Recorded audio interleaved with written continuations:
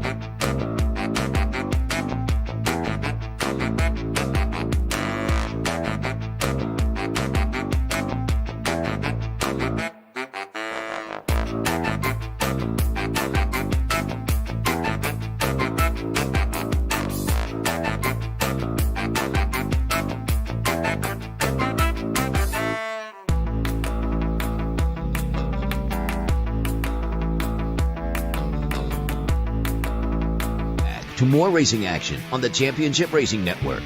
Yeah, with a switch of microphones that sounds much better. Yes, sir, it does. Well, we'll worry about that. Producer to the rescue. Yes, thank you very much, John, who is now without a microphone for the remainder of the show. Let's start off with looking back at what happened over the last weekend. Of course, it was year number 2 for the Cup Series at the L.A. Memorial Coliseum to kick off the racing with the cash grab Busch Light Clash. When all was said and done, Martin Truex Jr., John's guy, grabbed the win. Main field of 27 cars got whittled down to that number through 4 heat races and 2 last chance qualifiers. Only Joey Logano was locked in because of his role as the defending champion. 150-lap main race split into 2 parts, 75 laps each. We're not going to get into a whole lot of details here. What we are going to talk about is the fact that the caution flag laps didn't count. It's kind of like old Saturday night short track racing. Pretty cool stuff there. Only the green flag laps counted. First half, relatively clean. Second half, took 20 minutes to get in 10 laps due to spin after spin and wreck after wreck. Pinball engage. They lost the groove. It wasn't a matter of losing the groove. It was a matter of too much grip on the racetrack and everybody dive bombing. And I saw a stat that said last year in this race, first year at the LA Coliseum, Mausoleum, whatever you want to call it. 5 cautions. 5 cautions. 20 plus cautions this year in year 2. Much more used to the cars. Understand now that the cars can take a little bit more damage than what they initially thought. Yep. So, yeah, effectively they've decided to go bumper cars. Along with the fact of, like, hey, our boy on the trigger light for the caution got a good workout last week. That he did. And he's still a little bit too quick on that trigger. Yeah, Once things got rolling for a while, the new to Stewart-Haas racing driver Ryan Preece got the 41 out on point, but with 25 laps to go, Truex got the lead, wouldn't let it go. 2 differences from last year to this year. First year, also the first year of this generation of racer. Like we said, only 5 cautions, 25 this year. Also, last year was kind of a curiosity for the L.A. area.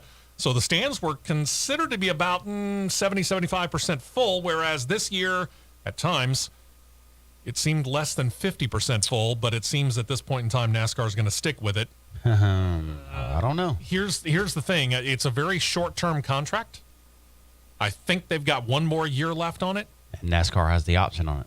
And NASCAR, yeah, that's true. I'm of the opinion here that this race, and no disrespect to North Wilkesboro, who I think it's a fantastic return to them to bring the All-Star race there. I think kind of like what they do when it comes to the NHL, the NBA, and Major League Baseball, we need to start taking the All-Star race and we need to start taking the Busch Light Clash and we need to start rotating them around to tracks. And it doesn't necessarily have to be a track that NASCAR goes to all the time. True. There's 2 prime candidates already in the state of North Carolina. One of them's being ran at this year. The second one kind of just got a repave, better known as Rockingham. Mm-hmm. And they are putting lights up. I mean, what's to stop you? You know, if the pavement works out, and we already know Barber Motorsports Park is fine, we could do the All-Star race, or we could do the Busch Light Clash at Barber. We could go to any number of road courses all over the nation. There's all kinds of short tracks. There's all kinds of decent race courses all over the country that you could go to. I'd be more than happy to host a one-off race. And let's face it, Busch Light Clash and the All-Star race have 2 major things in common. They're both cash grabs. Neither one of them are points races. It doesn't matter where you go. You can go anywhere. It really doesn't. But I'm going to save some thoughts for the possibility of this chirping. Let's call it that. Chirping? Of maybe running this as a points race next year. You want to know why they're talking about that? Because the fine folks down at Auto Club Speedway aren't going to guarantee that they can make the transition from the 2-mile track to the short track that they want to make it to within that period of time. You're building a half-mile inside of a 2-mile. Let's see what the problem is. Don't tell me it can't be done. We have seen at Talladega alone how fast things can be done. And you're talking Southern California. What's the old song? Oh, that's right. It never rains in Southern California. We know that's a lie, but it doesn't rain that often in Southern California. You can't tell me that a good construction crew couldn't get out there and get that job done. If a construction crew, because this guy know, the very first thing when Transformation Talladega was started, there was an option. Start Big Bills or do the tunnel.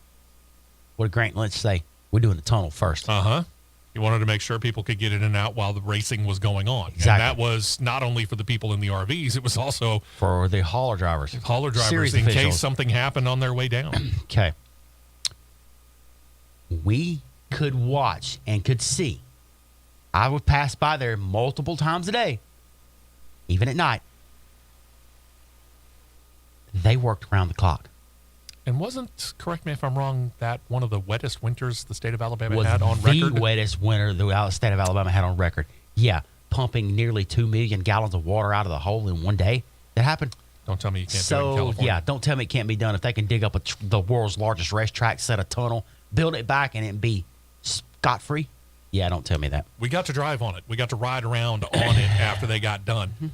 It was a nice, smooth transition, even though they had to take out, oh gosh, I don't even know how many, 50 yards of the track surface? 40 to 50 at least. 40 to 50 yards of the track surface. Then they had to rebuild that track surface and make it match the existing. And make sure it stays compacted and didn't settle. Exactly. That's a big part. They did a fantastic job of it. Anyway, back to the race last week. Truex wins. Austin Dillon and the new Richard Childress Racing teammate Kyle Busch was third. Nice little podium finish for the RCR guys. Then you got Alex Bowman, Kyle Larson, Tyler Reddick, Ryan Preece faded to seventh by the time it was all said and done. Ross Chastain, Denny Hamlin, William Byron. Some of the names that didn't get into the race include some names you'd expect, like J.J. Yaley and Cody Ware, who were driving for Rick Ware Racing. Ty Dillon from Spire Motorsports, but also his teammate Corey LaJoie. That was a little bit more of a surprise because Corey seems to, or at least to me, seemed to have a pretty good handle on things. It was just not to be last weekend. Then you got some kind of surprises. Wood Brothers Racing driver Harrison Burton and the RFK Racing twins of Chris Buescher and Brad Keselowski not making it in. A little weird. Racing this weekend comes from Formula E. They ran the inaugural Hyderabad Grand Prix. That was in India. First time ever in India for the series, and honestly, it's been a long time, if ever, since India has hosted a major racing series that I can remember. You are correct. I would say coming, but it's actually already happened on the 18-turn, 1.76-mile-long street course. So, Matt, what happened? Here's what happened, because I didn't visually see it with my eyes because I was checking my eyelids for cracks just like he was. None of us did. Yeah, true. We have a DS Penske car at the top of the podium. A gentleman by the name of John Eric Verne takes the W. You remember that was the team last year that was Dragon Penske, and the only reason that they weren't the cellar dwellers of the Makers Cup in Formula E was because of one Neo F333 team? Mm-hmm. That team, they got to win. Wait, there's more. Uh-oh. Your podium, John Eric Verne, your winner, Nick Cassidy, P2, Antonio Felix da Costa, P3. Wow. Rounding out the remainder of the field, Pascal Wehrlein, fourth. We'll get back to him in a bit. Sergio Sete Camara in a Neo 333, fifth. Go get that. Oliver Rowland, sixth. Norman Nato is seventh. Stoffel Van Dorn, eighth. Andre Lauderer, ninth. Eduardo Mortara, top 10. I will ask this question. Mm-hmm. Because Mahindra is based in India, and I don't quite have all the drivers matched to their teams just yet. Did a Mahindra car make the top 10? Mahindra in the top 10, yes. That would be Oliver Rowland. Well, they'll be happy about that then. Rounding out the rest of the field, Nico Mueller, Sasha Finestraz, Max Gunther, Lucas DeGrassi, Sebastian Buemi, Jake Dennis was the last running finisher. Your DNFs were Dan Ticktum, Jake Hughes, Mitch Evans, Kelvin Vanderlinde, Sam Bird, and Renee Rast. Vanderlinde means that we're still dealing with the substitute driver. Both McLarens did not finish. Ooh, that's harsh. Yeah, both McLarens did not finish. Both Jaguars did not finish. Ew, not good. We'll run down points some other time. We'll get around to it. All good. As far as the scheduling is concerned, later this week, we got racing in NASCAR as we get prepared for the Daytona 500. Thursday evening, the Daytona 500 lineup going to be set. The Blue Green Vacations dual races will air on Fox Sports 1 and MRN Radio. First of those gets rolling at 7 p.m. Eastern, 6 p.m. Central Time. Correct me if I'm wrong. They're going to actually do qualifying for the front row on Tuesday? Wednesday. Thank you. Friday night, the newly minted Craftsman Truck Series. That's right. They've changed back. I love it. Gets their season rolling. with the NextEra Energy 250 at Daytona. Fox Sports 1 has coverage of that with MRN Radio, 7:30 p.m. Eastern, 6:30 p.m. Central Time. And, of course, we'll recap it right here for you next weekend. I'm just happy. Well, I'm just happy when we have to look at lists at the top in the booth at Talladega now. We don't have to see this big NGOTCWTS series. It's just NCTS. yes. Thank That's you. going to be much clearer. Yeah. I mean, no disrespect to Camping World, but that made for a very long name. In GOTS. Yes. All right. Let's get into some news here. And this actually broke last weekend in the Cup Series before they got into the Busch Light Clash. You remember, Tony Stewart was up there, Clint Boyer regularly up there. They had Mike Joy, and, well, he wasn't actually up there on the desk. It was Chris Myers. And they had Kevin Harvick come up and do a guest shot, and they got to talking about this being his last year full-time racing in the Cup Series. So Kevin Harvick joins them, and he actually, on that program, before the race, broke the news that we here on the show expected, that he will be moving into television once he's done with Cup Series racing. Spoke to both his boss, Tony Stewart, and former SHR teammate Clint Boyer. Told them both it would be a little bit different making the transition, but he knows it because, after all, Harvick's been a regular guest analyst for Fox Sports dating back to 2015. He's even been the main announcer for their annual drivers-only broadcast. I would expect that'll continue this year. Mm-hmm. In talking to the Associated Press after the whole race was over, he said this, quote, "I knew that this was something that I wanted to do because it gives you such a unique position to be able to talk about the sport and be able to use your knowledge and relationships to be able to give the fans and the people a great perspective. I knew that this was something I wanted to do because it gives you such a unique position to be able to talk about everything." Brad Zager, of Fox Sports executive producer, said of Harvick, quote, "The credibility's off the charts. His longevity in NASCAR will only help him explain to the viewers the evolution that the sport has taken." So Kevin Harvick will indeed, as we figured, be the third man in the Fox Sports NASCAR booth beginning in 2024. Not going to be a bad thing at all. Now, not going to be a bad thing at all. This tells me something, though.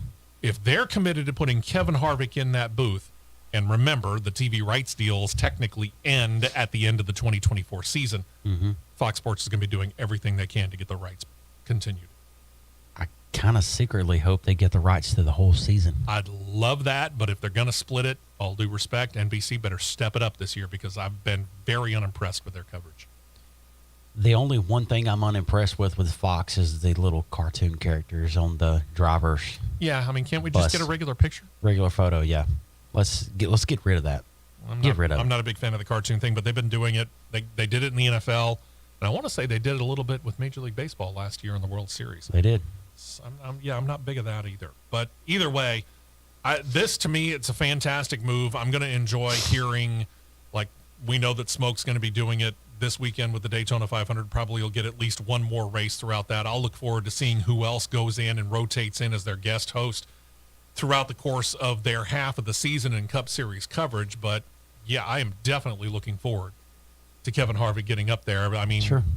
Clint Boyer, we know that. He's got a great personality, and we've listened to Kevin Harvick again since 2015. We know he's got a good handle on it when it comes to doing that.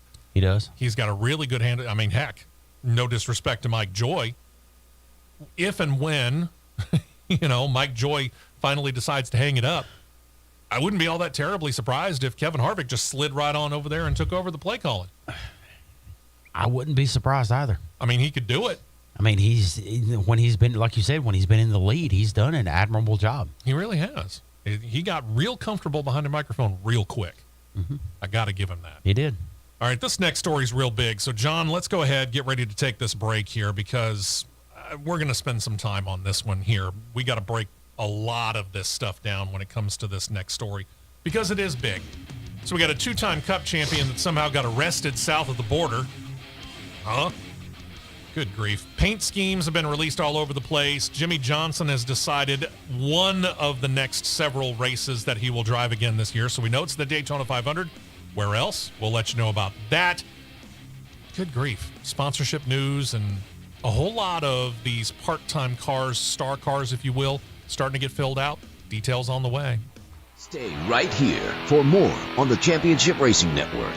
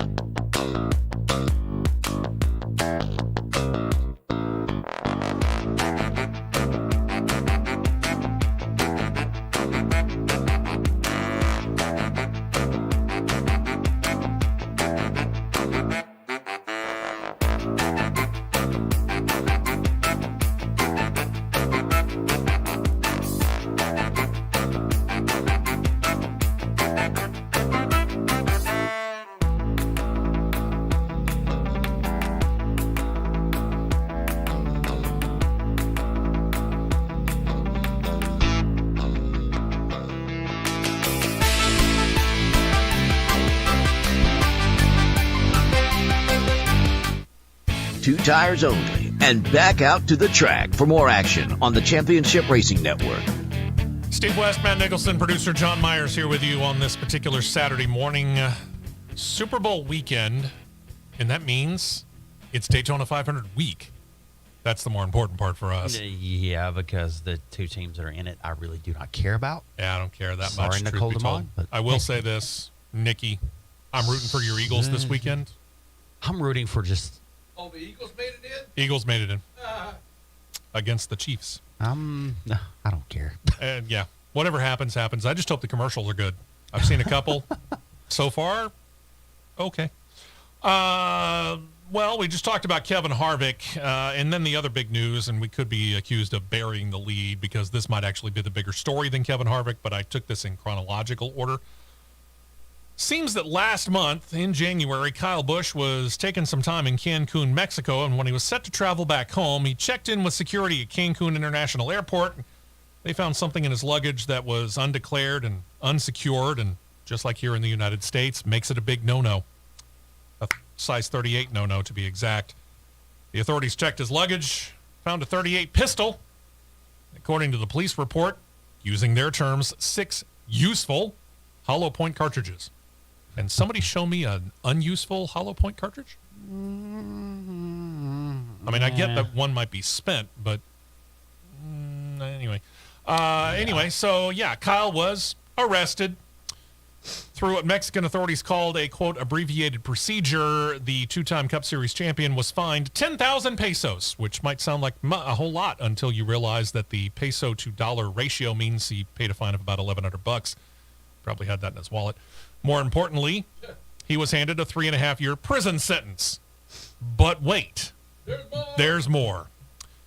See, since Kyle Busch makes north of $15 million a year, the last reported salary that I saw was from the 2020 season where he was paid $18 million for driving a race car. So yeah, that $1,100 fine, no problem. The prison sentence, we start to question. Bush, however, seems to think that all is now good. He released a statement on Monday of this week that read, first, that he was in the wrong. He admitted it. And then that he possesses, quote, a valid carry permit from my local authority in North Carolina and adhere to all gun laws, but I made a mistake by forgetting that it was in my bag. So here comes my question first, and you know a little bit more about this, and we'll take this piece by piece. Right. He got to Mexico with it, but he couldn't leave Mexico with it. So how did he get it to Mexico? That's question number one, because if he's at Cancun International Airport, that means he had to have flown commercial. How did it get through TSA security going to Cancun if it was in the bag? That's an oxymoron. True, that's an oxymoron. Yeah, there's a big plot hole there somewhere. Secondly, was it in a hardened case inside the bag? I'm kind of led to believe not. That's a lot of questions, because if it's in a hardened case with inside the bag with a lock on it. Nope. They were stating that it was not secured. True. So that tells me no. Let's see. Bush's quotes continue to go on in the statement. Quote, discovery of the handgun led to my detainment while the situation was resolved. I was not aware of Mexican law and had no intention of bringing a handgun into Mexico. Oops. When it was discovered, I fully cooperated with the authorities, accepted the penalties, and returned to North Carolina. I apologize for my mistake, and I appreciate the respect shown by all parties as we resolve the matter. My family and I consider this issue closed. Well, there is that little situation about that 3.5-year prison sentence that the authorities handed down. But wait, we'll get back to that.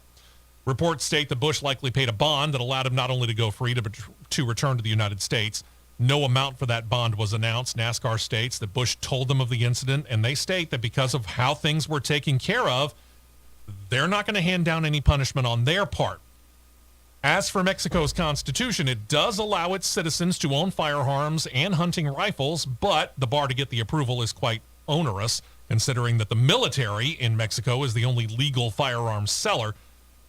Again, how Bush either brought the firearm into the country to begin with or bought it while in the country, I would assume he brought it, is unknown. Legally, according to the Associated Press, the next step likely is going to be the judge scheduling another hearing, which would then rule on what Bush would need to do to avoid jail time. you heard something more on that this week. It was on Tuesday. Dave Moody on Sirius XM Speedway, his show, had Jerry Jordan on from KickingTheTires.net.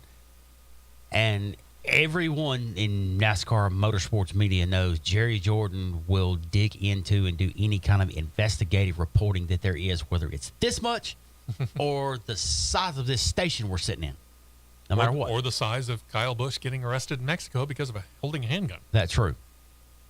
All right. First off, he told a story that honest, total, complete mistakes do happen. Sure. He said he told a story. I think he was going from Houston to, I'm wanting to say it was L.A. Mm-hmm. He had gotten to the airport and was walking to the terminal and realized, I forgot my concealed carry handgun was in my bag. Mm-hmm. So he had to go back. He said, honest mistakes happen. All right, secondly, there's something, he said what it was called, but I forgot the name of it.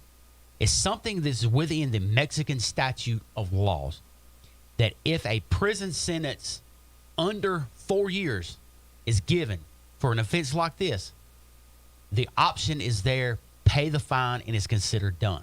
Okay. It's only 3.5 years.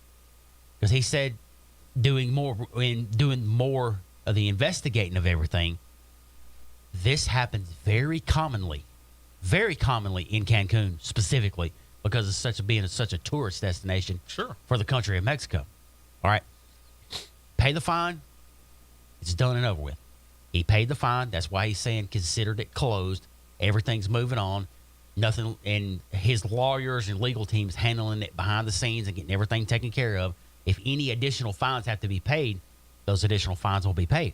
Yeah. Kyle will stroke a check, send it to his lawyers, who will send it to the Mexican authorities, and that'll be that. Because the judge that handed this sentence down was the one that released him after paying said fines. Okay. So, there you go. Sounds to me like it's done. Yeah. It's all done except for the finalities of the paperwork and exactly how much he's going to end up paying.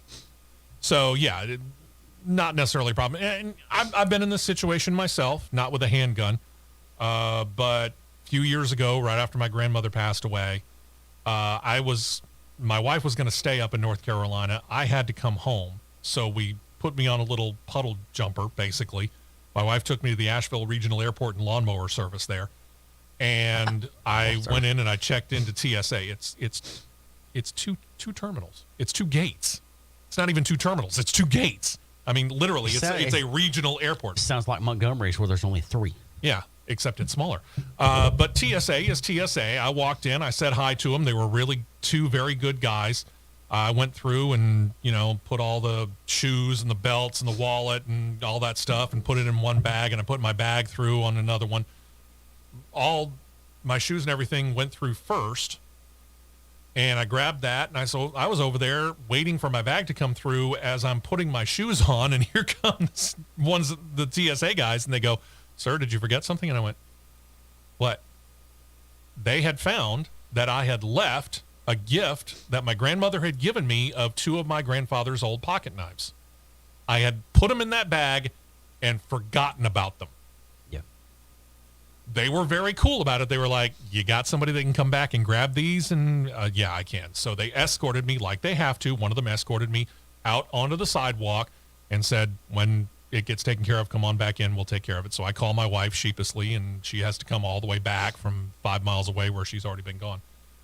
And she grabs the knives, and we say our goodbyes again, and I go back through, and we recheck everything, and everything's fine. So yeah, it does happen. There's no doubt about it. Obviously, again, a .38's a little bit more important than a couple of pocket knives, but either way, it's a weapon in your possession that you were trying to get through. It's the way it goes. So we may or may not find out how much the ultimate fine ends up being. We'll find out. Meanwhile, Kyle Busch going to be racing this week. Going to have to set his starting position for the Daytona 500, and due to the number 8 Chevrolet having a charter, he is guaranteed in. Not so much for an Indycar driver who's going to get into the race. We told you last week that once Elio Castroneves decided not to pursue the pairing with the money team, Floyd Mayweather's operation turned elsewhere. They landed on Connor Daly. He accepted. The car that made the Daytona 500 last year with Kaz Gralla behind the wheel has team owner Floyd Mayweather saying this, quote, the money team racing team shocked the world by making the Daytona 500 last year. I believe in this team. I know we will prepare a great car for this year's race. Like a fighter who's always ready to face the best, Connor has the courage to buckle into this beast without any practice and put that car into the field. Connor's like a hungry fighter and my kind of guy. I wouldn't bet against him. Connor does have Cup experience. He raced the Roval just last year. Marks himself as one of 6 drivers now that's going to try to slide into one of only 4 open slots in this 40-car field. He's going to have sponsorship from BitNile.com. BitNile chairman Todd Alt III noted that they are also the sponsor for Daly's ride with Ed Carpenter Racing in Indycar this year. They will be his primary sponsor when he tries 2 more NASCAR attempts. He'll try to qualify for the COTA race. That's the week before the IndyCar Series races at Texas Motor Speedway, so he basically just gets to stay in the Lone Star State that week. Mm-hmm. And then when they get to August at Indianapolis, the IndyCar NASCAR doubleheader weekend, and they're not denying that there's the possibility that Connor Daly might get a couple of more Cup races throughout the season as well.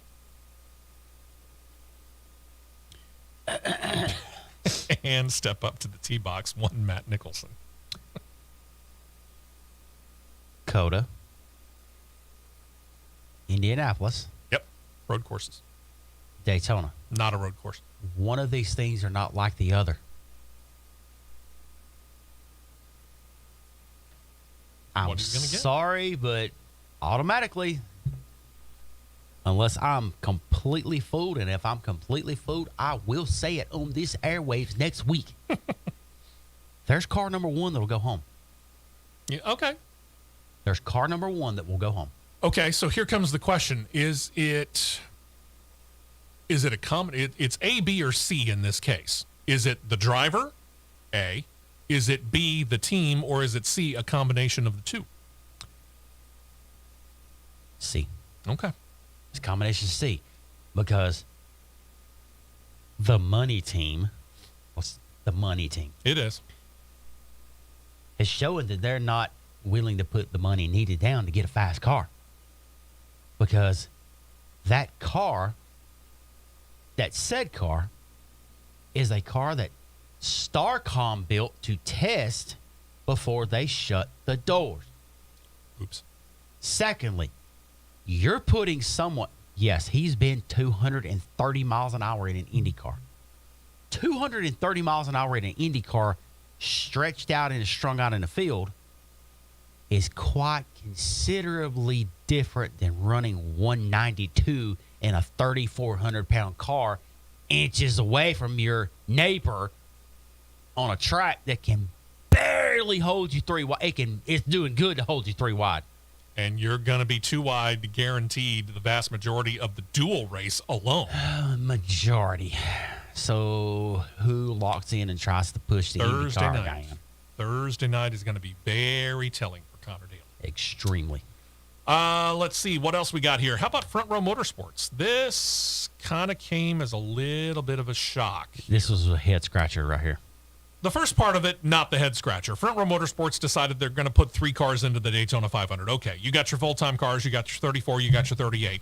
They're going to put in an unchartered car, number 36 for driver Zane Smith. That means he's got to race his way in. Okay, we get that. He's going to be okay. Again, not that big of a surprise.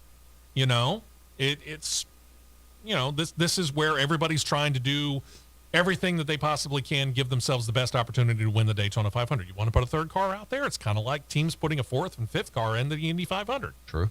This is the biggest race of NASCAR's year. You want to do your level best to have as many chances to make it as possible. True. Here's the shocking part of it. Tuesday of this week, Front Row Motorsports said of the 38, and shocked the full-time, we thought, driver of that 38, Todd Gilliland, by saying that Zane Smith would be getting 6 total races with Front Row Motorsports this coming season. After the Daytona 500 and his run in the 36, he will get the other 5 in Gilliland's number 38. Meaning Gilliland ain't going to be full-time this year. You gotta show something if you want to stay. Well, here's the thing. I, Here's your races. Go ahead, Steve. I got a rebuttal to that one right there. Daytona, Phoenix, Talladega, Charlotte, Sonoma, Texas, and the Roval. As for Gilliland, he admitted that this was very unexpected. Quote, they didn't just tell me. I think the hardest thing was it was kind of expecting to be full-time, and then this kind of felt like it came out of nowhere. Really, there wasn't much talk about it at all. That's the tough part. The expectation for him was that he was going to run full time. The team told him he can seek other opportunities to drive in those races, but per his contract as a Ford driver, it must be in a Ford. And they stated that that also covers any Xfinity or Truck Series races that he might get into as well. Todd Gilliland. Hashtag LOL. Blindsided. Seriously?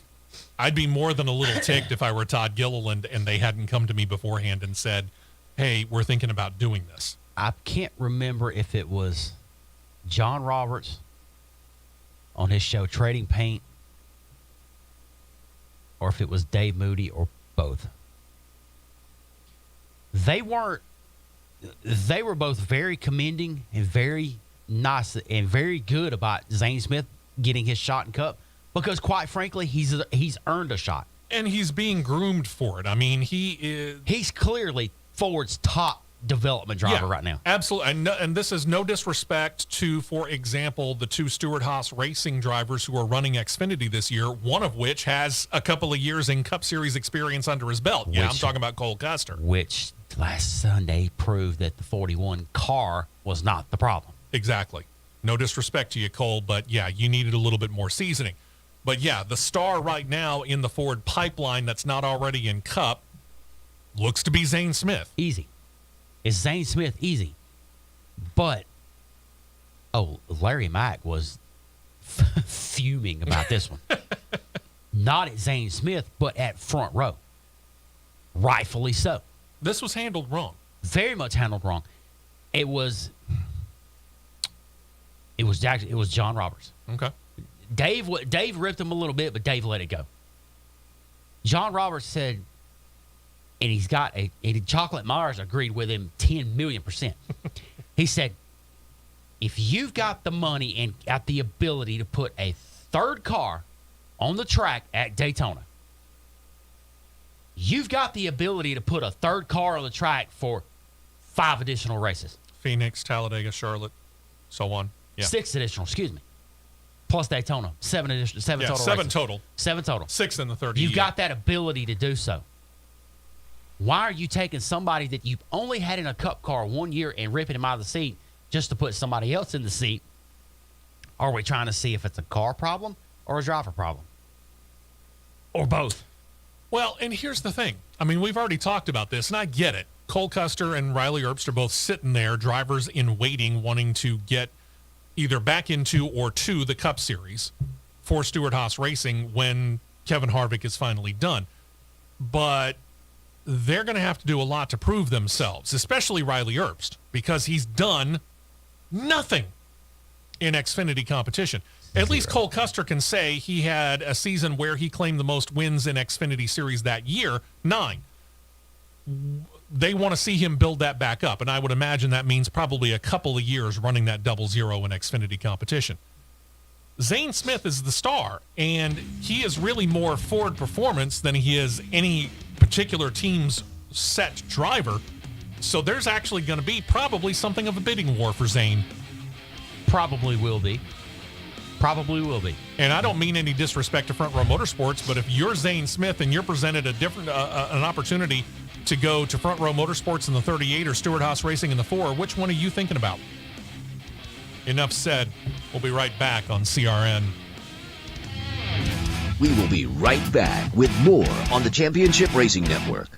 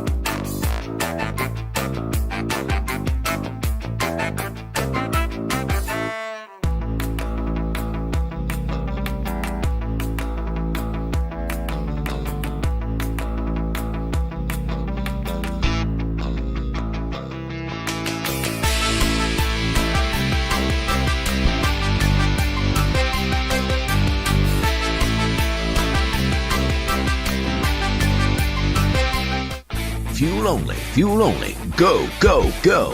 We're back to the Championship Racing Network. We are back, and coming up in the next couple of weeks here, we're going to start doing something of a new segment that we're planning on doing in the final hour of the show. Right. And we haven't figured out 100% what we're going to call it yet.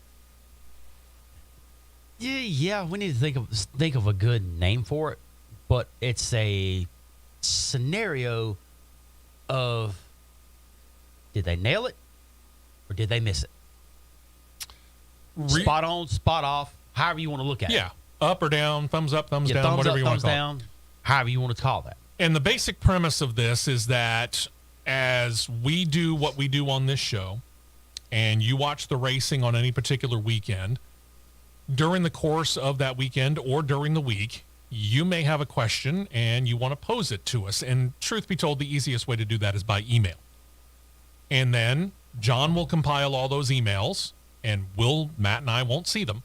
So John will present them to us in the final segment of a given weekend during this thumbs up, thumbs down, yes or no, whatever you want to call it. Right. We've got to come up with a name for this. Yeah. John will appreciate that too. So yeah, you can start now. You can start sending emails to us, team, T-E-A-M, team at crnradio.us.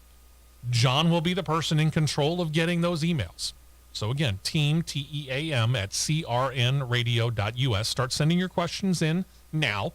And hey, if we can get enough beginning next weekend, we'll spend some time during the final segment of the show answering the emails that only John knows what they are.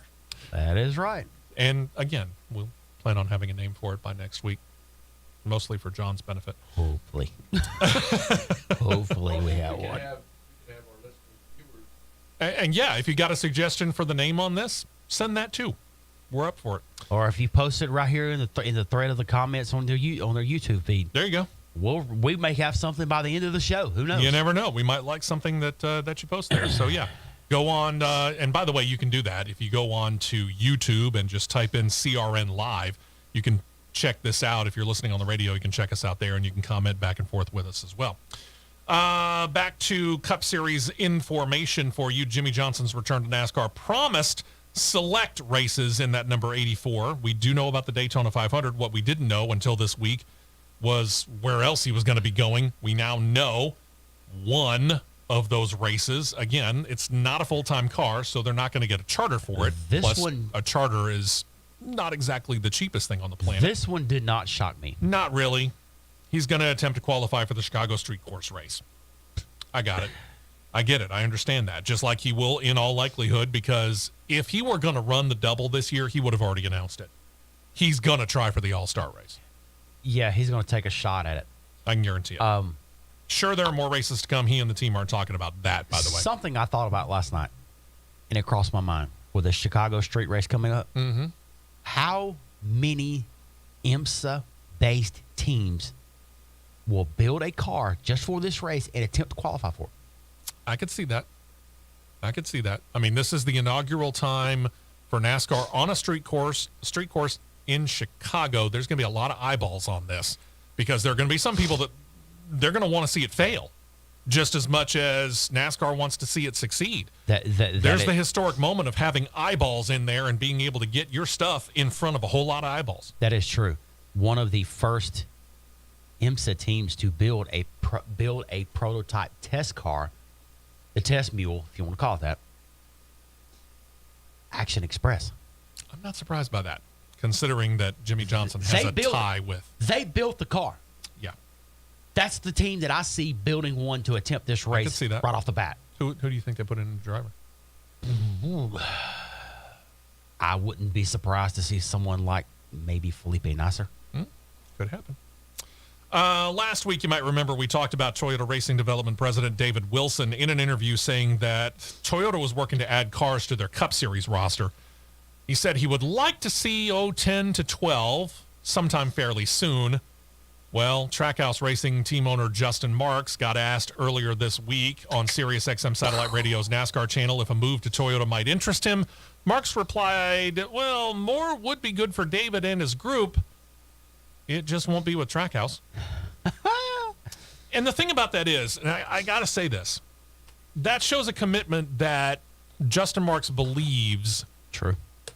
in the product that he's got from Chevrolet. I mean, we've talked about this. Hendrick Motorsports is the big fish in the Chevrolet pond.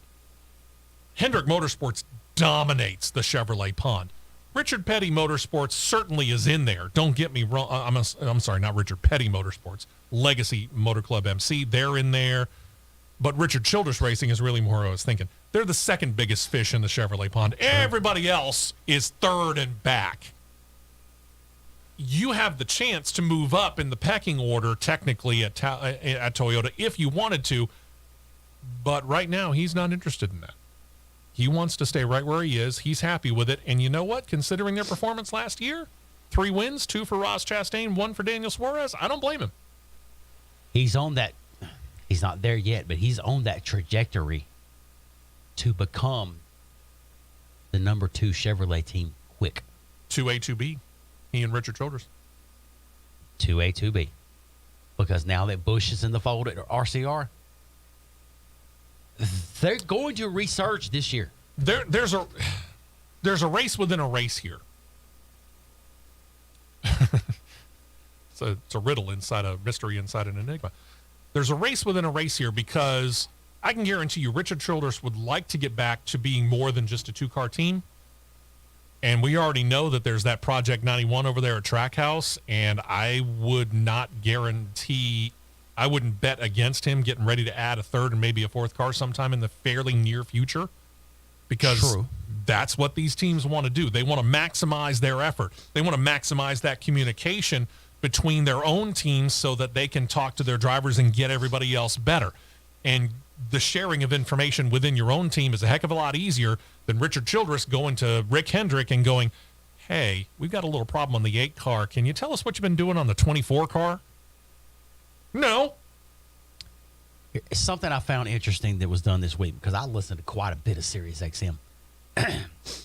On the morning drive, Mike Bagley, Pete Pistone, they did a segment. They did the over-under betting segment, and they based it off of teams. Okay. And they ranked the teams. I like where this is going. And the way they done it, they had to come up with the 10 teams that was done. It had to equal 36 total wins. Oh, okay. Trackhouse, the over-under number was 3. I don't have a problem with that number. The over-under number was 3. I don't have a problem with that number. I think they're pretty good, pretty right on it. RCR, the over-under number was 3.5.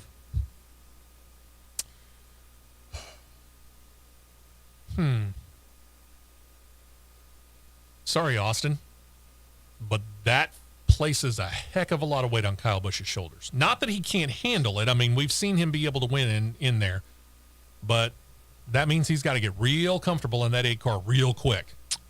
Would you believe that nobody took the over on either one of them? I would. 3 at Trackhouse is about a push for me because I could easily see that they could equal last year. They called it. Everybody went 2, a 1-1 split. I've said this before. I'll say it again. I'm not that sold on Austin Dillon. Now, Kyle Busch probably can have an impact on Austin Dillon that no other driver that he's been teamed with so far really could do. Right. Sorry to all those other teammates. But yeah, Kyle Busch has experience that Austin Dillon could learn from. I'm not sure that's going to take effect this year. And I'm just not that impressed with Austin Dillon as a driver. I'm sorry, I'm just not. For the first time, I actually called this show. Dialed in. Mm-hmm. I took the over. On? RCR. Okay. But you're putting a lot of that weight on Busch's shoulders. I called it an even split. Really? I called 2 it and even. 2? 2 and 2. Where are you putting Austin in victory lane? I gave him one of the super speedways. Okay. No matter which one it may be. I could- gave he him could luck one into that. super speedway. He could luck into that. And to how he can slip up there on 1.5 miles, I gave him 1.5 miles. All right. Time will tell. Pete asked me, he said, where are you giving Austin Dillon the bump at? Didn't I just ask that? You did. But here's my answer to that, though. I'll answer you the same way that I answered him. Keith Rodden. That's true. Yeah, he does have Keith Rodden. I don't know. We'll see. We'll see. I got to see it. I gotta see it on the track before I'm going to believe it. And I called Trackhouse even. Okay. I didn't go under. I didn't go over. I called even on Trackhouse. You called a push, which I called a can, push. I can believe that. I don't have a problem with a push. All right. For those of you that are checking us out on our YouTube feed of CRN Live, you get our first picture of the weekend. Speaking of Sirius XM, they're going to get back into NASCAR sponsorship as well. They've signed up with Toyota to sponsor 2 different cars. They're going to be a primary sponsor for Joe Gibbs Racing and Christopher Bell for several races. Exactly how many they didn't state. 2311, not 23 by 1. Racing driver Tyler Reddick will get several more. Again, the exact number we don't know. You can kind of get a look at this thanks to catchfetch.com, kind of get an idea of what the car looks like, again, on YouTube on CRN Live. As for Bell's teammate, you got rookie Ty Gibbs. You might remember last weekend before the Busch Light Clash, he suffered a car fire. NASCAR did an investigation, said that the changes made during the offseason should alleviate that problem, and that after doing an investigation on the fire of the 54 from last weekend, they stated it was the fault of an improperly installed muffler. Yeah, that's right. Again, they're using mufflers. Where's my that's garbage button? Okay, well, hang on to it. Let's see what you say. Let's see what you say after Elton Sawyer's quote. Elton Sawyer is the senior VP of competition for NASCAR and said, quote, completely isolated incident from the fires we had in 2022. You know, obviously we ran mufflers there at the Clash. We worked closely after that incident with the team. First time at an event with mufflers, and the installation wasn't quite where it needed to be. We worked with the team. We got there after the incident, got it corrected. They got everything tight and where it needed to be.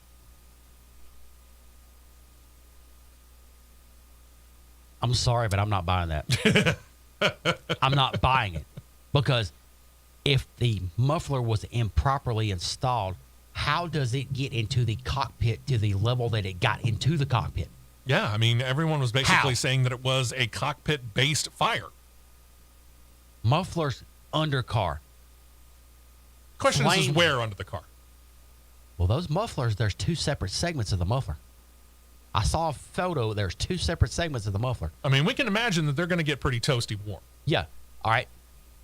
The part where, like on a regular street car, you would have where the catalytic converter area is, towards the front.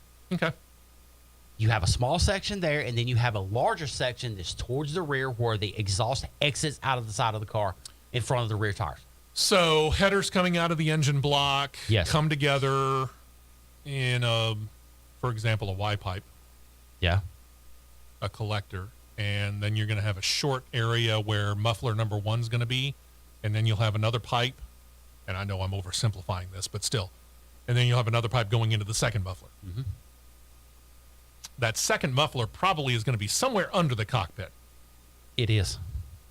The first one might be... It's right at the pivot point to where the firewall comes down to underneath the floor pan. First one could be in front of the firewall. Could be. Or right up against the firewall. The second one's going to be underneath. Could. And they're running it out the driver's side. Both sides. Okay, so they actually have it split that way. Split on both sides. I don't know. Sorry, I'm not buying that one, Hilton.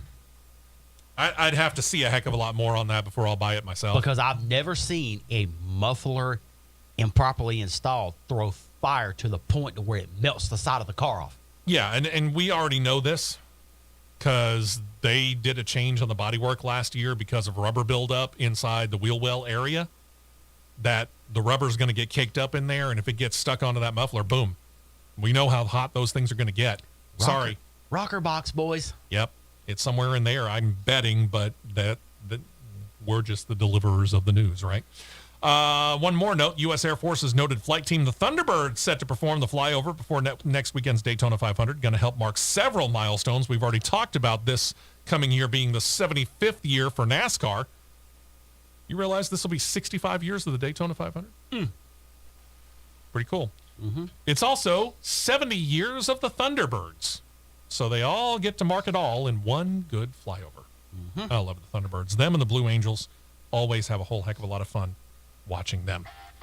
Well, hour one's in the books, and we just got done with Cup Series news. We're going to transition to Xfinity Series news next. We got some more pictures coming up as well, and some news about a driver returning to Xfinity competition. Gee, I wonder who that is. Yeah. Didn't he say he was done? Yeah. If that didn't give you a big clue, we'll give you the full details when we come back. Hour one in the books, hour two next here on CRN. We will be right back with more on the Championship Racing Network.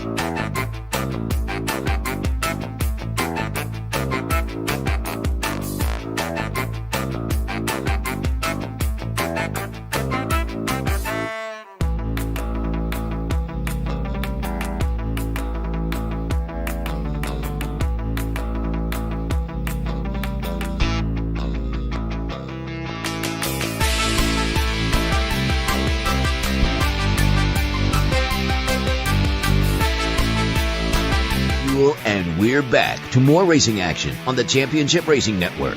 Hey, welcome back into the show. Steve West, Matt Nicholson, producer John Myers with you on this particular Saturday morning, 1 week until the Daytona 500. And again, Wednesday, they're going to set the front row. Thursday, the rest of the field in the duels. And Friday, Saturday, Sunday. Yeah.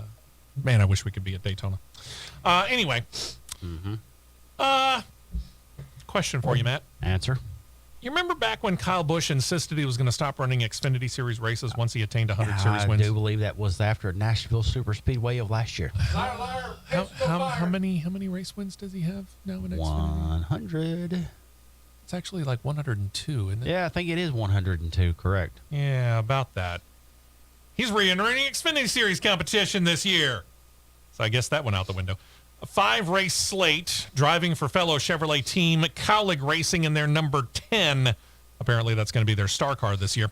First of those 5 races is going to be in Las Vegas, so he's running all 3 races there. He's going to run trucks, more on that in a minute, Xfinity and Cup that weekend. After that, going to race in Phoenix, Charlotte, Watkins Glen, Darlington Fall, not Darlington Throwback. Sponsorship on that car to be announced, but he seems to think he has an idea of who it's going to be, and I got to admit, I think he might be on it. If Chevrolet Performance is not on that car, which is today the modern-day version of Goodwrench, I will be shocked. Yep. 10 car going to be Gaulig, Star Car, Busch joining a driver lineup that will include the 2 full-time Cup Series drivers in the Cowlig stable, Justin Haley and A.J. Allmendinger. And, oh, by the way, there seems to be more of a connection between Cowlig and Richard Childress Racing, because not only will Busch get 5 races, several of those races this coming year will be done by his fellow Cup Series driver at Childress, Austin Dillon. Speaking of Star Cars, Joe Gibbs Racing continues to fill out the roster of drivers who are going to be driving the number 19 this coming season. They added season Xfinity Series driver Myatt Snyder for half a dozen races this coming year. The first of those going to be at Daytona this coming week, 1 week from today, as a matter of fact. Then he'll be out of that car until June, when he rejoins them for that inaugural road course race in Portland, Oregon. The final 4 races all will be playoff events. Not that he will actually be eligible, but they will be playoff events. The Roval, Las Vegas, Martinsville, and Phoenix. In this lineup, Myatt Snyder joins Ryan Truex, Joe Graff Jr., and Connor Mosack, and more drivers set to come. Myatt Snyder's probably, no disrespect to either of the 3 that I just mentioned, Connor Mosack has a lot of upside, but right now the most talented of those is Snyder. I do agree with you in that one. But out of those 4, out of those 4 in regards to their specific careers, they're walking the green mile. Yeah, this right here, boys, is what we call fish or cut bait. This is your easily best car that any of them have had yet. In their existence of racing cars, period. You better perform. And the one I'm not counting, Connor Mosack. No pressure. Over to Emmerling Gase Motorsports. We don't talk about them a whole lot, but yep, they've made a couple of moves for the 2023 season. The first is bringing on SciAps Incorporated as a sponsor and bringing in driver C.J. McLaughlin. Driver's going to have the company on the hood of his number 35 for the season opener at Daytona. The thing about this is that McLaughlin is actually set to run another 17 races, 18 total for the team. After running the 35 at Daytona with SciAps on the hood, the car number changes from 35 to 53, and SciAps remains on the hood. He'll be joined by Joey Gase, the co-owner of the team, along with a fellow driver, Brad Perez. And oh, by the way, added just yesterday, as we go live on the air on Saturdays, Natalie Decker. Hello, boys. She's back. Yep. She's going to get some time in both the Xfinity and ARCA Menard series for the Emmerling Gase Motorsports organization. Decker has 8 Xfinity Series starts to her credit over the past 2 seasons, running for multiple teams. She'll return, by the way, to ARCA competition this year, marking her first time since 2020 in that series. So Natalie Decker, Joey Gase, Brad Perez, and C.J. McLaughlin. Yeah. No. So why would you change numbers of the car and the sponsors stay the same? That's going to be more for... That'd be a Joey Gase question. That's going to be more for probably a points deal. That also, yeah, you could be right there. Points deal. Yep, could be right there. Yeah. For those of you checking out CRN Live on YouTube, thanks to Catch Fence for this picture. Brennan Poole, JD Motorsports, going to have Mack door systems on the hood for 6 races this coming year, including the season opener at Daytona this weekend. Mack also going to adorn the hood at both Las Vegas races this year, our own Talladega, Nashville, and Bristol, as Poole returns to Xfinity full-time this year. Again, our thanks to Catch Fence on that one. Not a bad-looking car, by the way. It's not. And then there's this bit of news. You ever heard of Colin Fern? I have. Okay. We know you have. We call him Rain Man for a reason. The vast majority of people probably haven't, but Colin Fern is a longtime tech director for Brandon Built Motorsports. Remember them, boys and girls? He has announced he's starting his own team with plans to run a part-time Xfinity Series schedule this coming season. You can see the picture of this car, again, thanks to catchfence.com on our YouTube channel, CRN Live. He's going to be fielding Chevrolet Camaros with the number 96 on the side. The team name, FRS Racing. This is a combo situation.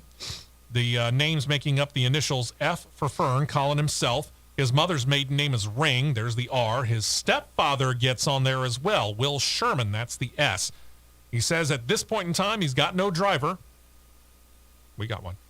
He's got no sponsor. We can figure that out. But he did say that he has got Richard Childress Racing chassis and ECR engines. His plans are for the first race of this new team to be at Richmond. Again, 5, 6, handful of races this year pending sponsorship. He's thinking about trying to go full-time as soon as next year. I mean, if you're aligned with RCR and ECR, I think you've got the ability to do so. One. Got some pretty good cars. Two, it's been a proven theoretical fact that certain areas of the motorsports world do watch and listen to this show via YouTube, because a lot of things we've said in the past have happened and came to truth. Completely shooting from the hip on some. Let me say that. But I'm going to CC this one on any Xfinity team needing a driver. I have an Xfinity scheme mocked up, colored up. All we got to do is slap a number on the side of it. Yeah, if you're watching during the regular commercial breaks here on the radio side of things, if you're watching CRN Live on YouTube during that time, I think it shows up in kind of a slideshow, doesn't it, John? Mm-hmm. Yep. So there you go. It does. So there you go. Craftsman Truck Series news. We told you we'd get back to Kyle Busch. We are. He's limited by the rules. 5 Xfinity, 5 Craftsman Truck Series. And he has said, yep, I'm going to run my allotted 5 Truck Series races. He's going to get sponsorship from, I believe, a new to NASCAR company. Zariz, Z-A-R-I-Z Transport. They are new. Yep. Number 51, Chevrolet Silverado. It's going to take some while to get used to saying that, and Kyle Busch Motorsports in the same lane. But either way, he's going to race in his hometown. We're shocked by that. Las Vegas, March the 3rd, then get back into the truck at COTA late in March, Martinsville mid-April, Kansas early May. His final time in the truck, he chose July at Pocono. That's an interesting choice. Zara's Transport specializes in transporting containers from seaports, going to be the primary for all the Busch races, then be an associate sponsor for the remaining 18 races in the number 51 truck as they look for other drivers, which I don't think they'll have a problem getting. No, I don't think they will. We've talked about the fact that Travis Pastrana is going to attempt to qualify for that third 23 by 1, racing entry in the Daytona 500. I'm not going to let that go. But he is getting another Daytona shot, too. He's going to run for Nice Motorsports in the number 41 Chevrolet Silverado. Nice wants to make that truck a star truck. They're going to run it all season using different drivers. Not only is Pastrana going to get at least this one race, they plan to put in Ross Chastain, Chad Chastain, Bailey Curry, and others, with the crew chief, veteran crew chief, Mike Hillman Jr. Nice Motorsports tends to put some pretty good vehicles out on the track, and Mike Hillman Jr. is he's a veteran wrench. Not bad. This will be a good one. Yeah. Best chance of the win, Ross Chastain. Yeah. Easily. Even though Travis Pastrana has done dumber things and slipped up and done dumber stuff in good ways and bad ways. Sure. Let's say that. Like, see, Talladega 2013 when he sat on the pole, and I've never seen a nearly 40-year-old man act like a 5-year-old jumping around like he got a bag of Skittles from mama. Okay. Yeah. Ross Chastain, maybe Bailey Curry. Okay. Maybe. We'll see. Did you see what I sent you about Travis Pastrana speaking on that? No, go ahead. He's been in a dirt modified. Oh, yes. I do Dirt remember you saying that. modified. He's doing everything that he possibly, which I got to respect this. You want to get as comfortable as you can in stock cars. And his first time around, we can argue he wasn't all that comfortable. No, he wasn't. But from the farthest left field car that you could drive to get comfortable with something is a dirt modified. That's true. In his third ever start in a dirt modified at the Dirt Car Nationals at Volusia, he gets a Gator. There you go. Congratulations, man. Wow. Let's see if it transforms. In his Subaru fire suit. Love it. Over at Tricon Garage, they have announced the signing of Jesse Love for a part-time role this coming season. Toyota Racing Development driver is a two-time ARCA Menards West champion and gets 3 turns in the number 1 truck. Love is the youngest winner ever in a NASCAR-sanctioned event, and along with his 2 titles, claimed his first ever ARCA National Series win in 2021. Added another just last year. He is just now 18 years old. He's set to run full-time in the ARCA Menards National Series this coming year. Yeah, this is a kid who's destined, or at least has the mark for destiny. I guess we shall see if he can actually hold up to it. But he does. If you've already got 2 ARCA Menards West titles and you've got wins in the ARCA Menards Series, you're pretty good. He'll be okay. A lot of eyeballs going to be on okay. him. ThorSport Racing has announced that they and Menards Home Improvement Stores officially now mark 22 years together as team partner. 20 years as the primary sponsor for the 3-time series champion Matt Crafton, marking this as the longest driver-sponsor relationship ever at the top levels of NASCAR. That means it actually beats out, get this, Richard Petty and STP. Huh. That's wild. I didn't realize that. You think about Richard Petty, that STP look comes immediately to mind. I thought STP had been affiliated with him for over 40 years. I thought they had. There may be affiliations, but as a primary sponsor, apparently it's a little bit different. Or NASCAR looks at it a little differently. On Point Motorsports has announced that Chris Hacker is set to join them for 5 races in the number 30 truck with sponsorship from the nationwide law firm Morgan & Morgan. He'll be in the season opener at Daytona, then be back in the truck at Atlanta, Worldwide Tech Raceway at Gateway, Lucas Oil Raceway Park in Indianapolis, or Lucis as I typed it in, and wrapping up his time in the truck, Bristol, September. So mark his 2nd year with On Point, running 6 races total, 1 for On Point last year. He joins Ryan Vargas as 2 drivers on the On Point roster with more expected. I guess my question would be this. What are the expectations for the truck? He's got no excuse with the truck. That's a decent little truck. Okay. This is the person that was literally 2 laps down by lap 35 at Nashville Super Speedway last year. Oops. Tell us how you really feel about it, Matt. I think I will, John Myers. Let's see who else is coming together here. Chris Wright and Young's Motorsports back together. He is set to drive the O2 truck. He'll join with Spencer Boyd on that 2-truck team this season. Wright was part-time with Young's in 2021, ran in 16 races split between trucks and Xfinity in 2022. Young's Motorsports actually going to field 3 trucks at Daytona, along with the O2 for Chris Wright. Boyd's number 12. Derek Kraus going to be in a number 20 for the team. I don't know how many more races, if any more, Derek Kraus may get. Derek Kraus was a hot shot a couple of years ago in the ARCA series and moved up into the trucks. Since then, really haven't heard much, and now he's fighting for rides. Yeah, that's why Christian Eckes took his ride with McAnally. Yeah. He's this was kind of a head scratcher because he climbed his way up through the late model ranks fairly quick and was successful. He had success in ARCA Menards West, but it's almost like when he got to trucks, it was just like, Are we in over our head? Yeah, it's like, maybe I should have run this a year or 2 longer. Yeah. Waters might be just a little bit too deep at the moment. We'll have to see how we can adjust. And one more note in the truck series where Colby Howard has been signed to drive for CR7 Motorsports. He's going to run the full 2023 schedule. Howard drove some races in 2021 for CR7, that season's final 3 races to be precise on it. And last year was with McAnally Hilgeman Racing on a full-time deal where he claimed 3 top 10 finishes. He comes into CR7 and takes over for Blaine Perkins, who, as we noted on the show last week, is joining SS Greenlight Racing in the Xfinity Series full-time this coming year. We'll see on that one. You could own a piece of history from Darlington Raceway. We'll tell you how. Plus, we'll talk about the Superstar Racing Experience. They continue to fill out their lineup of drivers throughout their 6-race season set to start in the summertime on Thursday nights. Got a pretty good bit of straight line action news as well as we'll get into the National Hot Rod Association. All that and more coming up next right here on CRN. Don't touch that dial. The Championship Racing Network will be right back.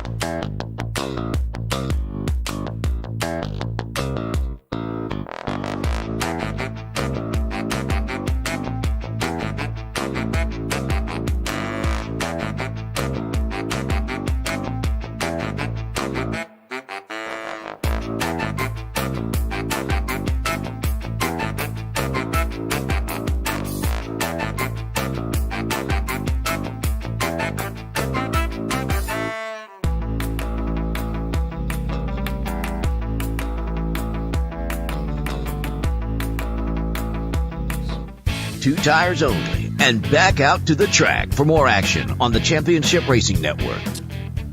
Welcome back into the show. Steve West, Matt Nicholson, producer John Myers with you. And when NASCAR returns to the legendary Darlington Raceway, otherwise known as our second home here at CRN, or I should say it should still be, anyway. It should. They're doing some renovations, including some new seats in the Pearson Tower. They're getting new seats kind of like what we got at Talladega's grandstand seating. Wider stadium-style chairback seats with integrated cup holders. Would you like one or two or four of the old seats? You can, but a limited number of them are only up for sale. $50 a pop, $90 for a double chair. All the proceeds are going to go to benefit Darlington Shares. That's their part of the NASCAR Foundation of Charities. You can go online to offer.fevo.com. Search for Pearson seats for sale. Find out more or buy your own. Hey, Dan, hold me one. I'll get the money to you. To our next picture here, courtesy of the Superstar Racing Experience, their Twitter account specifically. You can see it on CRN Live on YouTube. The SRX 2023 season will be, as usual, star-studded. It now includes two-time Cup Series champion Kyle Busch. That's right. He's going to run SRX this year. He's going to run back-to-back races, the middle two of the six, Motor Mile in Virginia, Berlin, and Michigan. So at this time, for those two races and the season opener at Stafford in Connecticut, 7 drivers have been named. A dozen starters are assured. 13 are possible. Whew. There we go. Road trip.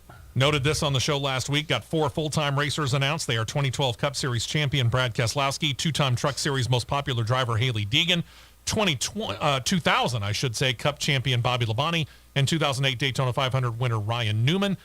We can obviously expect three-time Cup champion, SRX Series co-founder, and the first-year champion Tony Stewart to be driving again, but he hasn't officially announced that yet. Who else might be full-time? Paul Tracy has been. He's been quiet. Tracy has been. Michael Waltrip has been. Marco Andretti has been. And he's the defending champion.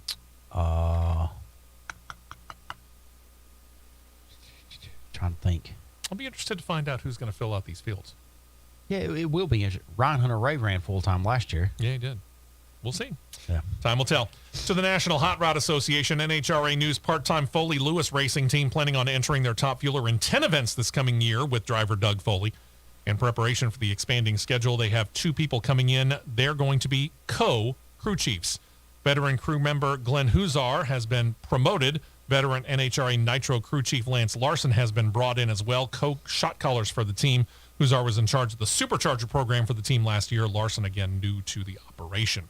Team is planning on being at the Gator Nationals to begin the year, and then they plan on running most of their 10-race slate east of the Mississippi River.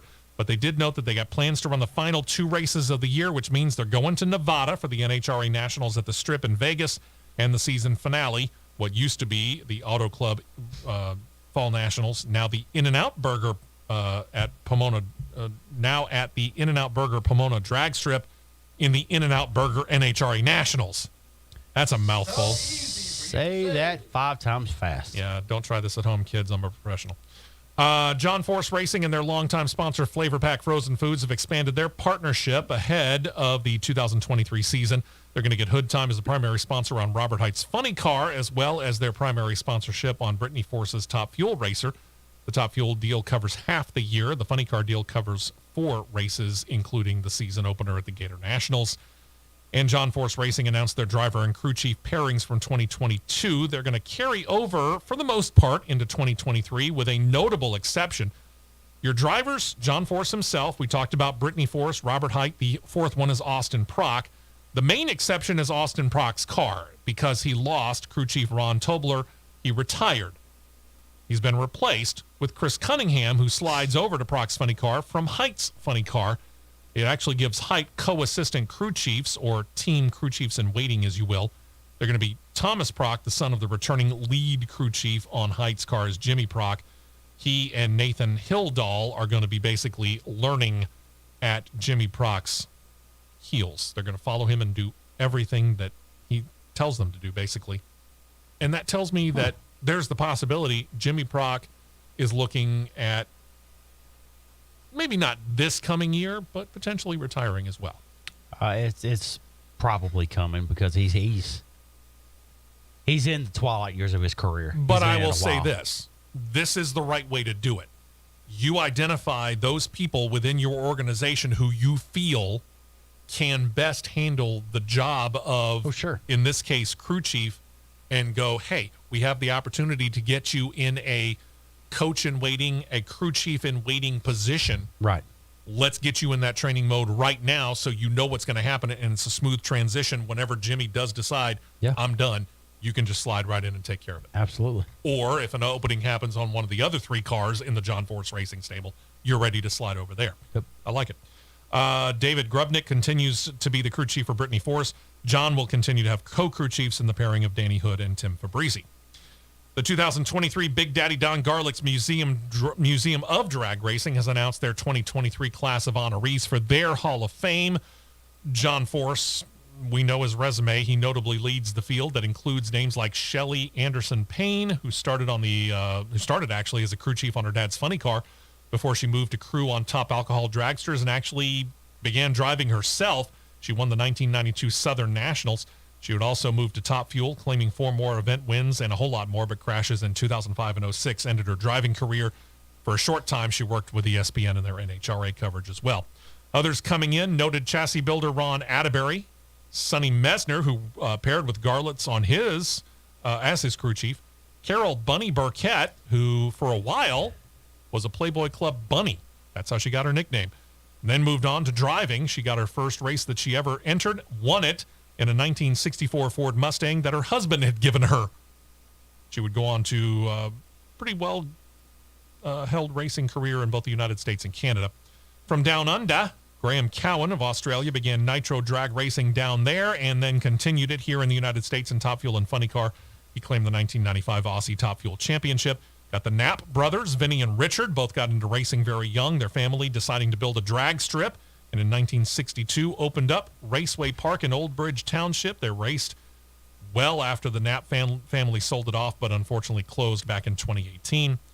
And another noted person going in, Founders Award winner Bob Frey, who went from a fairly uneventful driving career to become a longtime and noted NHRA announcer. Congratulations to all them. Mm-hmm. We move over to the Indycar Series. They've been partners since 2009, and the 2022 Series Championship, that's just one of them. For good reasons, Verizon set to remain with Team Penske in the number 12, driven by Will Power. Verizon has been Power's primary sponsor since that rookie year of 2009 and all 15 seasons since, with all the success that it's brought. 2 titles, the first in 2014, of course, last year. 2018 Indy 500, 41 wins total, 68 career poles, 5th wins, and tops in poles in series history, respectively. He just passed Mario Andretti in all-time pole positions just last year. While not revealed as to how long the deal is, they did say it was a multi-year pack. Pretty sure he will end his career in that car. Absolutely. They say absence makes the heart grow fonder. In True. the case of Catherine Legge, we're about to test that. She announced this week she's going to attempt to qualify for this year's Indy 500. This is a race she actually has not attempted to qualify for since she attempted to do it in 2013, 10 years ago. This is going to be one of the better cars that she will have ever had, though. It's a 4th Rahal Letterman Lanigan Racing entry with a number 44 on it. Sponsorship coming from Hendrickson, a maker and seller of suspension parts for vehicles around the world. That will be the best car she's ever had. Absolutely. She's going to team with Rahal Letterman Lanigan regulars Graham Rahal, Christian Lundgaard, and Jack Harvey, and becomes part of a team that has a pretty decent recent resume. 2020 Indy 500 winner, driver Takuma Sato. Remember that? She's got IndyCar technical experience. She raced in Champ Car before they and the Indy Racing League merged. She ran 2 full years, 06, 07, but after the merger, Legge's opportunities pretty much all but vanished. She only got 11 starts. Most of those were attempting to qualify in the Indy 500. And that brings us to Formula One and a couple of more pictures for you. The first of those will be for Williams.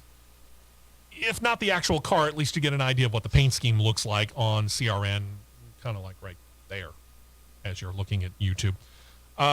They took the wraps off of this on Monday. It's the iconic Williams blue, still very prevalent over the car, but got some lighter shades kind of running in a diagonal stripe over the engine cover. The air intake kind of cleverly disguised by sponsor Duracell. I thought that was pretty neat. Gulf actually moves. Gulf Oil moves over from McLaren to Williams this season. They're on the wing flaps and on the top of the car, not too far away from the driver. It's a pretty good-looking car. That's like Rick Ware stealing a sponsorship from Trackhouse. But, hey, congratulations to Williams for the influx. I think it's fantastic. I would blast Gulf Oil all over that car. Absolutely. There's a good amount of black on the front wing just after the driver, on the front wing and just after the driver cockpit, running down the flanks, with some hints of some red highlights. Most sponsor names are in white, as are the car numbers for both Alex Albon and the rookie Logan Sargent. All those numbers are outlined in red. Our thanks to Formula1.com for the look that you can see again on CRN Live on YouTube. Speaking of Formula1.com, for their picture, we thank them for 2 different looks at this Alfa Romeo look. And you want to talk about a change from last year where we saw a lot of white with some red highlights and maybe some black stripes here and there. Yeah, this one, as classic as Ferrari's is a really sharp look, and one of the sharper ones I've seen this year. No disrespect to Haas F1. This is the last year of Alfa Romeo as a title sponsor at Sauber, and yeah, this one looks, it rivals Ferrari. Not bad for a sister organization.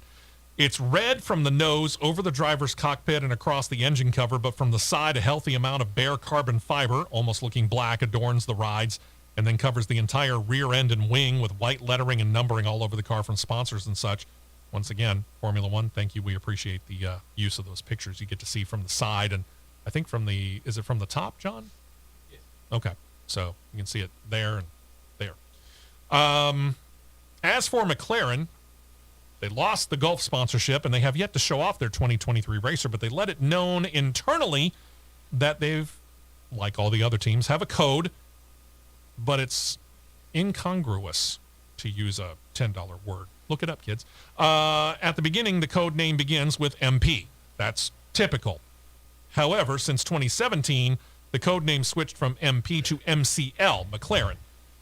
And that started with the MCL 32 in 2017. Last year it was MCL 36, 32, 33, 34, so on. So this year's MCL 37, right? Nope. Sorry, race fuel breath. It is the MCL 60. Huh? Why? Well, happens to be McLaren's 60th anniversary this year, so they are going to celebrate it with the MCL 60 internally coded car. The launch, it'll be shown to the public sometime this coming week. Then there's this deal.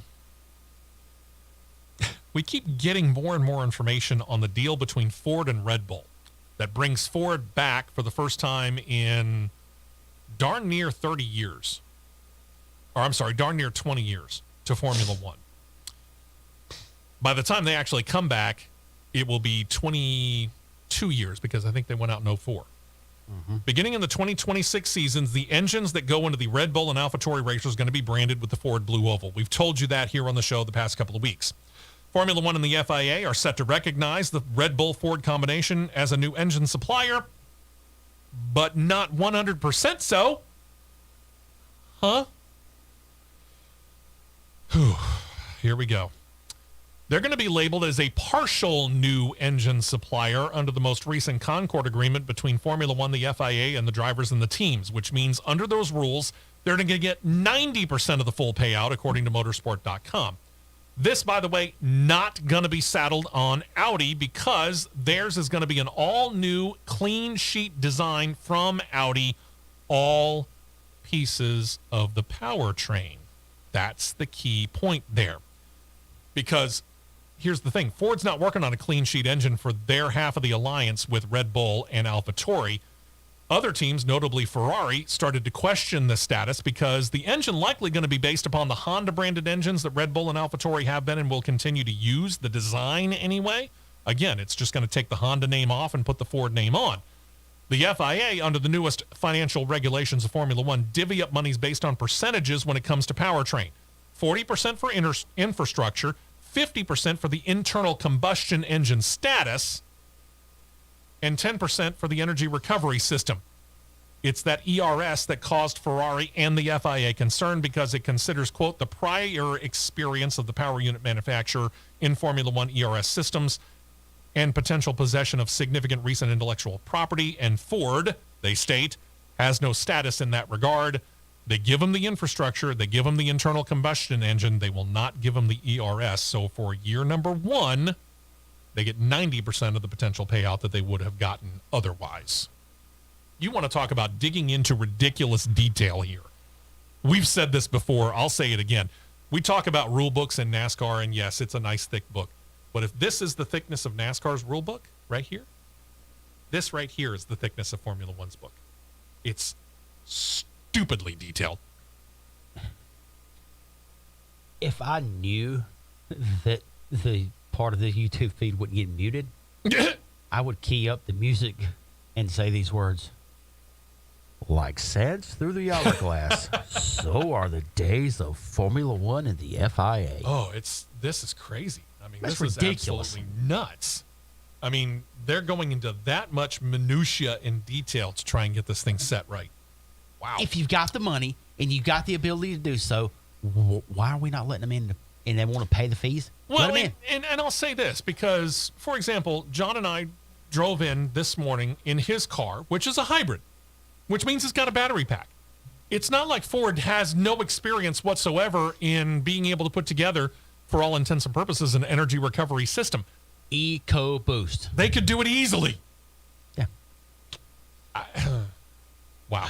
Anyway, so Ford's one of those engine suppliers. The big question now becomes, with Honda stating a desire to return to Formula One as an engine provider and even filing with Formula One and the FIA to officially return to that role in 2026, why didn't they just continue with Red Bull and AlphaTauri? Reports state that it was explored and the two sides had been in talks, but it got messy. Christian Horner talked to Sky Sports in Europe and told them, quote, "We explored the relationship with Honda beyond 2025, but it just logistically became too complicated. One problem," Horner said, was that Honda's application and filing with the FIA did not necessarily guarantee that it would be producing a new engine for the new regulations. Adding, quote, "Manufacturers that are registered on that entry today doesn't necessarily mean a commitment that they're actually going to be there in 2026. I'm sorry, if I'm filing the paperwork, I kind of think I'm going to be there." One would think that. One would think that. But I will say this. Honda's like Porsche. Porsche's also filed said paperwork. They want to be in Formula One by 2026. With Ford now pairing up with Red Bull and AlphaTauri, that means Honda has no team. Porsche has no team. Despite your stated desire to be in Formula One for 2026, if you ain't got no team, you ain't going to be in Formula One. All right. I said this last week. You got your two Ferrari teams for 2020. I'm talking 2026. 2026, yes. Ferrari and Haas. Yeah. And at this point in time, neither Gunther Steiner nor Gene Haas have said anything about moving away from Ferrari. Okay. So lock that one in. You've got your two, technically your two Mercedes cars, Williams and Mercedes. Right. There's four. But the Mercedes deal with Williams ends at the end of the 2025 season. I'm going to CC Honda. I'm going to CC Porsche. And I'm going to CC anybody else and their mother and third cousin that wants to come into F1 as an engine manufacturer. Heck, I would CC Audi on this. Audi. Okay. The Audi, there's your team. You got Aston Martin currently as a Mercedes. Hey, Honda. There you go. Yeah. Okay. Alfa Romeo. They're leaving. Hey, Porsche. There's your team. Ford's coming right out of the box with two teams. Yeah. Right out of the box. They're going to be happy right there. They're going to sit. I think they're going to be happy doing 4 cars. The other one that you got is Renault, Alpine. You got to remember. Right now, they're only one. You got to remember. McLaren flies Mercedes. Yep. There's going to be a lot of movement between now and 2026. We'll try and keep the scorecard clear for you so that you know what's going on. We'll keep going on with Formula One and some Formula E news. One driver had to go to the hospital. Did he make the race? We'll tell you right after this on CRN. Stay right here for more on the Championship Racing Network. Maintenance is vital for your vehicle.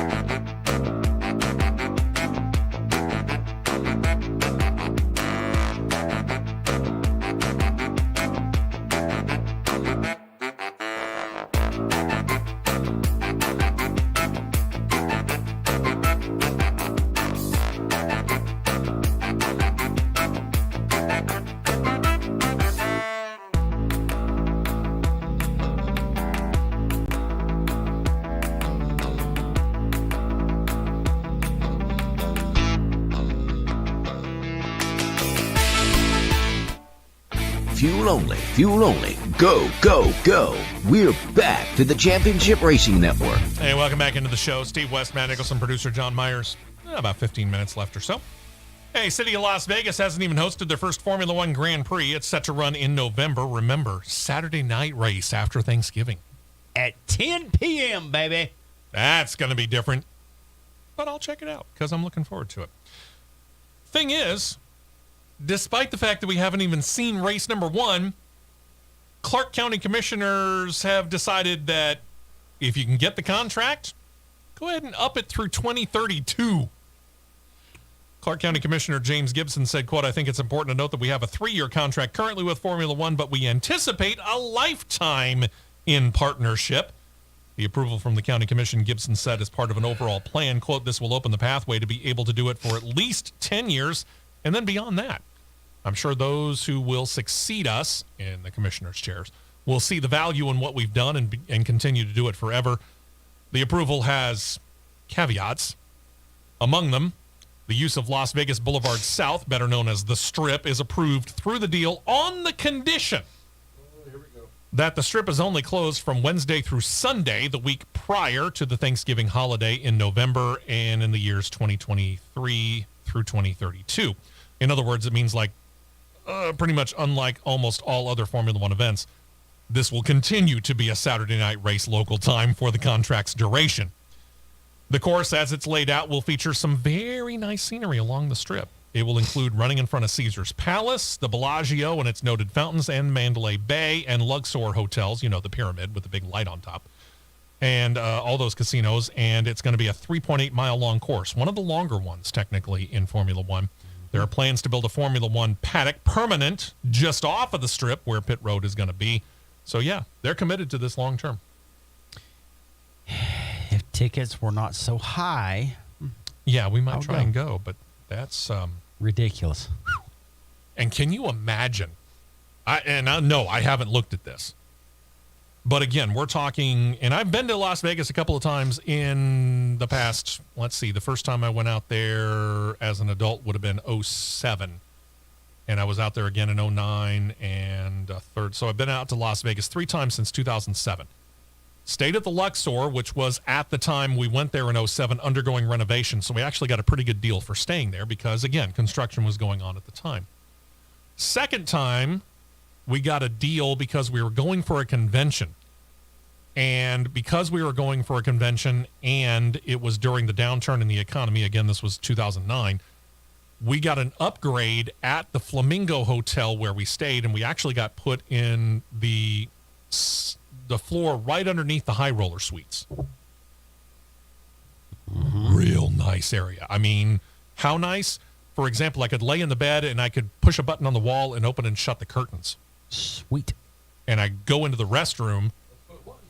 Yeah. I could go into the bathroom and I could turn on a TV that showed up in the bottom right-hand corner of the bathroom mirror. That's what I'm talking about. Nice. The third time we went out there for, I play on a competitive trivia team. We went out there for the Trivia Nationals several years ago. You mean the world champion Spud Sox? Yes. And we actually do have a championship. We went out there for that, and we stayed in the hotel where it was being held, which was the Rio, which is technically off the Strip. One of our teammates decided to blow it out. They stayed in the Bellagio. We found out how much they paid. Let me guess to stay in the Bellagio. Let me guess which one. And it overlooked the fountains. The fearless leader. It is. The governor, as he likes to call himself. Yeah. I know how much it cost to stay at the Bellagio in a room overlooking the fountains on a non-Formula One race weekend. I can't imagine how much it'll cost now. You have an idea? You looking it up? All right, boys. Here we go. 4. And I'm going to throw Miami in there just for fun. Oh, sure. Why not? For the Sunday event at the Hard Rock Stadium road course, what I'm going to call it, a campus pass, which is basically a general admission ticket on the secondary market on StubHub. Ooh. $580. And that's the low end. That's the low end. The range price per ticket goes $581 all the way to $15,519 United States dollars. That's Miami. Hey, here's Vegas. Oh, it gets better. 3-day standing room only. Standing room only. SRO. All right. At the MSG Sphere Zone. Oh, yeah. $1,683. Low end? That's the low end. The range here goes to $35,387 for a 3-day ticket in the East Harmon Zone, which is basically around where the paddock is. That's not even on the strip. That ain't even the strip. Holy crap. So Sunday tickets alone. No, excuse me. Saturday night. tickets. Yeah. Saturday night race tickets themselves. General admission tickets. Find a seat as you can. Yeah, hope you find one. If you can. That's going to be Get there early. $1,819 for a 1-day ticket to hopefully find a seat on the low end. You may be standing in turn 10 by a light pole coming off the strip. Could be. And you still got to get there and have a place to stay. You do. Have fun. The East Harmon Skybox, $17,289. I'm going to close this StubHub tab out before I get sick. Take a bow-stated check. An off-season which has been featuring some pretty heated words between the head of the FIA, Mohammed Ben Sulayem, and Formula One, which the FIA governs. Sulayem appears to have offered something of an olive branch. He is going to keep his presidency, but he's promising to step back from the day-to-day operations of Formula One, says he's going to turn it over to his recently appointed single-seater racing boss, Nicholas Tombazis. You might remember that there was a group of people that got really upset at some of the words that he had come out with. And we've been detailing it over the last couple of weeks. This is his, and I got to say, this is the right move for him. Step back from this. Let things cool off. Let Formula One be Formula One. Yeah. They're popular and they're on the rise around the world and in, as we have talked about, the biggest sporting market in the world, the United States of America. It's definitely on the rise. Stop screwing with a winner. Correct. Or as we like to say, and have said on several occasions when it comes to, even our bosses, NASCAR, stop fixing what ain't broke. End of sentence. Speaking of fixing something, this was broken. Last year, we talked about that there was plans by a group of people promising to interrupt the British Grand Prix. And indeed, they were able to get on the track. They've had their day in court. Wasn't a good outcome for them. 6 people involved in all, 5 of whom actually got out on turn 1 of the course and sat down on the track. Most of the ones who did so are, not surprisingly, in their 20s, but there was one 40-year-old idiot. Plus, there was a 47-year-old in the parking lot holding a sign with some glue and some cable ties. I have no idea what the heck he was going to do with those. I will not state any of the names just because, well, they're all stupid. And they're all part of a movement, and I will call these guys out, that calls itself Just Stop Oil. It's an environmental group advocating for the end of the use of all fossil fuels. Morons. As it turns out, the Formula One racers, lucky for them, had already been slowed down because of a crash on the course. You might remember Zhou Guanyu got into that crash in 2022 where his car flipped over and it slid a long ways off of the track surface through the gravel area. It actually knocked off the hoop right above his head, and it ended up flipping it over, and he ended up being stuck on the car's side between the tire wall and the safety wall. That wreck is what caused the entire field to slow down before they got to where these morons sat themselves down on the track. Yeah, they got real lucky. All 6 got charged with, and this is something you can get charged with in Britain, causing a public nuisance while creating an unnecessary risk to themselves, Formula One drivers, and race marshals. No, I don't have a British accent. The 2-week trial went to jury, and after they pleaded not guilty. Right. The jury deliberated for 2 days before they returned guilty verdicts on all 6 of these fools. Sentencing will be set for March 31st. We're not guilty. We're not guilty of going onto an F1 track while the motor cars are out there trying to run the race. Sorry, we got video that says otherwise. Sky Sports says different. Yep. Survey says wrong answer. Please go to jail. And then there is do not pass go, do not collect $200. Go to jail. In fact, I hope you pay a hefty fine too. I hope you pay a very hefty fine as well. No, I've got a better idea. Let them all stand on the side of the fastest part of Silverstone. Stand right there, not even 2 feet off of the groove, and let them come blasting by you at about 170 or 180 and let your rectal cavity draw up into the back of your throat. And then you'll think twice about going out onto a track. Yeah. Idiots. That was the nice way of putting it. Yep. Final bit of news here, and this could have been sobering because I actually saw a video of this. We talked about Pascal Wehrlein, who had a great start to the 2023 season in Formula E, but had a bad scare during FP1 or free practice session 1 on Thursday, United States time, when during a 30-minute practice, he actually locked up his brakes going into turn 18. So he locks up his brakes as he is starting to crank the wheel, caused his car to go into a spin. It slammed into the barriers. They said afterward that the throttle stuck open, causing a high-speed crash through debris from his Tag Heuer Porsche car all across the track, and ended up with Wehrlein being taken to a local hospital after he was checked out at the track. Porsche parked their own 2 cars and the Avalanche Andretti racers, which used the Porsche Power Packs until they could diagnose the problem and get it fixed. Reportedly, they got that done by FP2. I think you said Pascal actually finished inside the top 10. I think he did, yes. So that means, thankfully, not a serious crash, and that he was able to recover enough. Probably sore. Again, I saw this thing. I mean, he slammed into that tire barrier, and I know what the tire barrier is supposed to do. He actually finished top 5. He actually finished top 5, so even better. I mean, that car went hauling hind quarters into the tire barrier, which, yes, is supposed to absorb some of the energy, but I'm sorry, that's going to be a hard hit. And it was. The dude's sore. He's got to be. So it's basically was a bang. Yeah. So we're happy that Pascal Wehrlein is doing well and got a top 5 finish. Hopefully he can work through the soreness. They've got 2 weeks before they end up racing again, so hopefully he'll have that time to work all the kinks out. In the meantime, wow, we came to an end. Don't forget, starting next week, we're going to introduce a new segment on the show. We still haven't figured out a name, but suggest a name as well.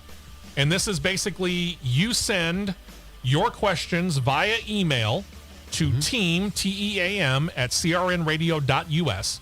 John's going to compile those questions, however few or many that there might be.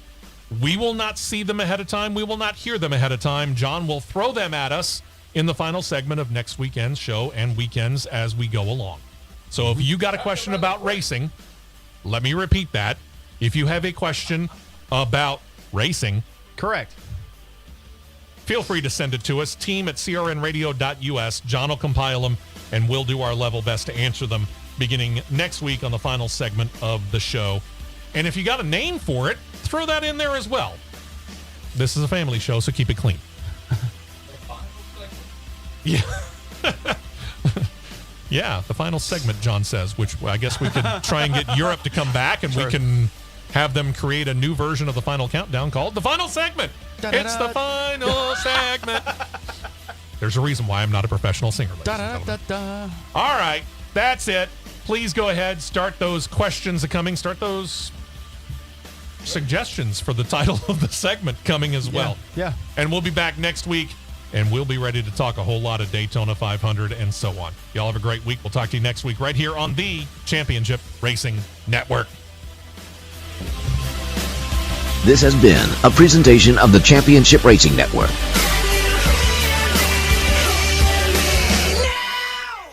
WDN